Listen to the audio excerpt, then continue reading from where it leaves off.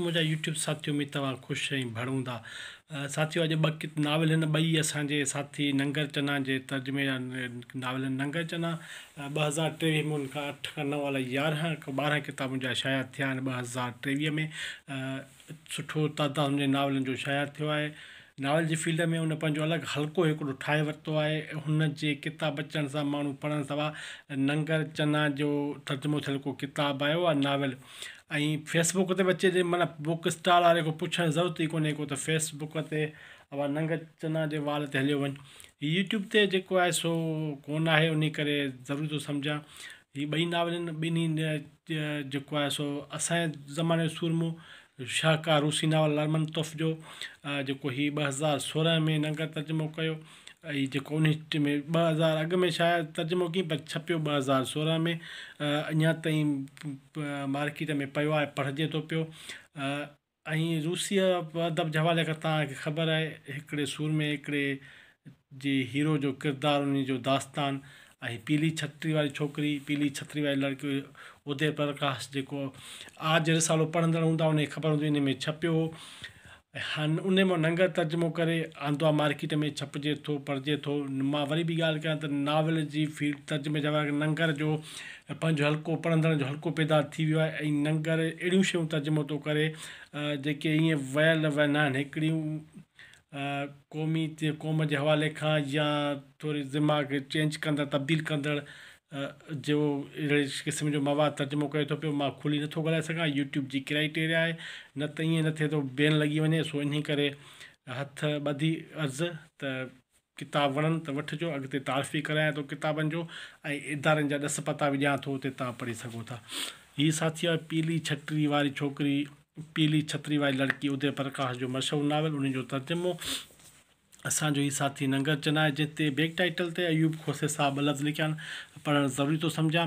Novel असांजी सिंधी ॿोली में पहिरियों भेरो अंग्रेज़ी काबि ज़माने 19वीं सदी में तर्जुमे सूरत में दाख़िल थियो। पोइ सिंधी नावल लिखण जी शुरूआत थी। तर्जुमे जी उन मैदान में नंगर चना बेशक अहम नालो आहे, जेको रोशनी खान नज़रिया जे अनुसार उनखे चूंड हमेशह बेमिसल रही आहे। हीअ नावल पीली छत्री वारी छोकिरी असल में उदय प्रकाश हिंदी नावल जो ख़ूबसूरत तर्जुमो आहे, जेको हूअं त कैंपस में नावल आहे पर उनजो कैनवास इंतिहाई गहरो ऐं वॾो आहे। मौज़ूआत जे हवाले सां हीअ नावल हिंदुस्तान अंदरि जातियुनि जी ऊच नीच, दलित समाज जी हालतुनि खे चिटाई ऐं बेबाकी सां पधिरो कंदड़ आहे। असांजे समाज में घुट ॿूसट हिन नावल जी उहा हक़ीक़त आहे जंहिंजो बयानु इज़हार ॾाढो असराइतो आहे। हिन नावल ते ख़ुदि हिंदुस्तान अदब में घणो बहस थियल आहे। उदय प्रकाश जी ही कावड़ समाज अणबराबरी जी वाज़े शिकिल आहे। नंगर चना इन दिलचस्प सदाबा नावल खे शानाए थो सिंधी वेस परायो। इन क़िस्म जा नावल असां ॾो सच पधिरो कनि था त दुनिया में छा लिखिजी रहियो आहे।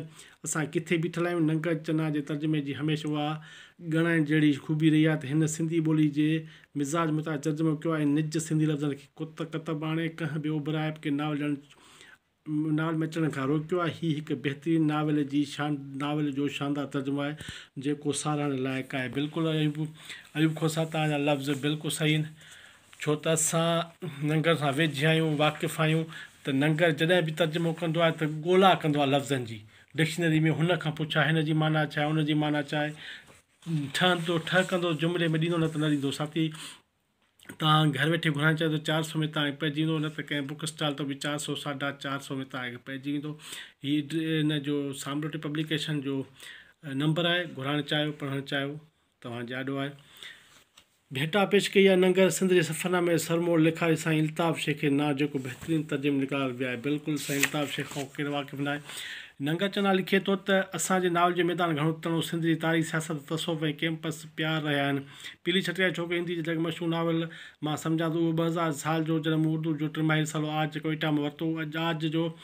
आज उर्दू जो बहितरीनु रिसालो आहे असां जहिड़नि जे लाइ। दुनिया जहां जा अदब, ख़ासि करे अरबी, फ़ारसी, मलयालम, तामिल, हिंदी अदब जे पहुच जो वसीलो उहो ई रिसालो रहियो आहे। छा त शाहकार तर्जुमो छपंदो रहियो आहे, अजमल कमाल। सो 2000 सां मस्त उहो सेप्टेम्बर जो महीनो, उन सां कलात पब्लिशर दुकान ते आज रिसालो अचणु लॻो। उहो हिन साल जो 35 पर्चे जो जंहिंमें उदय प्रकाश हिंदी नावल जो तर्जुमो छपियो, उहो तर्जुमो अजमल कमाल कयो। अज में तिन्ही हिकु तवील कहाणी लिखियो वियो आहे। उहो किसो तवील कहाणी नावल जो कुझु बि आहे। सो 2000 में हिंदीअ जे माहना में हंस मंझि में किश्तवार छपियो ऐं पोइ 2001 में किताबी शिकिल में आयो। हिन जो हिंदुस्तान वॾा बहस थिया। मूं हिन महिल उन खे तर्जुमो कयो जो कैंपस कहाणी आहे, हिकु भरपूर कैंपस कहाणी सां अदब में जेके नावल लिखिया विया उहे से घणा तणा पिणु धाराण हेठि लिखिया विया। हिकिड़े नावलनि जो पसि में तारीख़ ते आधार आहे त सिंधी तारीख़ अली बाबा मंदड़ो, सिराज पराडो सो सिमरन मूसिया, मुंहिंजी दुनिया हैकल वैकल ट्याला जी मोहम्मद उस्मान डिपला जो सांगल नबी मुगल जा सभई नावल, विंदे रसूल में मजेस्टी जा 5 क्लास, कालू भला 19 औरतूं, अयूब खोसेज राज पर जी को जो कहर कलाच में ताईं पूरी सस असांजे नावल जो ॿियो किनवास रहियो आहे। टियों वॾो दामन आहे कैंपस, तारिक आलम बबड़े खां वठी ज़ाहिद गोता अदनाम सुमेर नावल, इश्क रोशनी आहे। तमामु घणा नावल असांजे कैंपस जी दुनिया ॾाढी नंढड़ी आहे। सो साथी हीअ नावल जो तव्हांखे जेको आहे सो नावल जे बारे में तव्हांखे थोरो अयूब खोसे पढ़ाए। हीअ हिकिड़े आहे समाज ही नंगा चना जेको आहे सो जा लफ़्ज़ जेके तव्हां ॾाढो पेश कया। नावल पढ़णु चाहियो इदारे जो ॾस पतो ॾेई छॾियो आहे।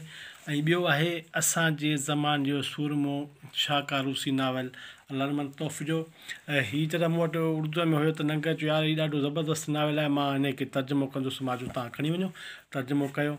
ऐं हीअ तर्जुमो करे जॾहिं असांजे हथनि में आयो त छा त उहो मूंखे रस चस साॻियो नज़र में आयो। हिन इदारे खां कॉल करे घुराइणु चाहियो त हीअ जेको आहे सो तव्हांखे नावल घर वेठे बि साथी मोकिले सघे थो। जेको आहे सो थोरो विडियो जो मसइलो थिए थो पियो तो आहे।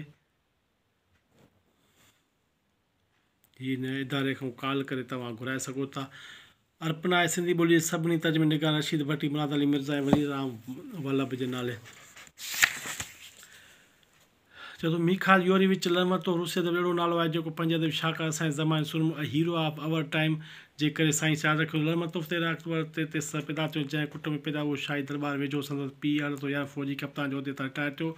उहा पिणु जी रवायत अॻिते संदसि भाग बंच लरमतो जॾहिं 2 सालनि जो हो त संदसि अमर जो मरख थियो ऐं अमर जी मरख खां पोइ उखे नालो नानी पालियो।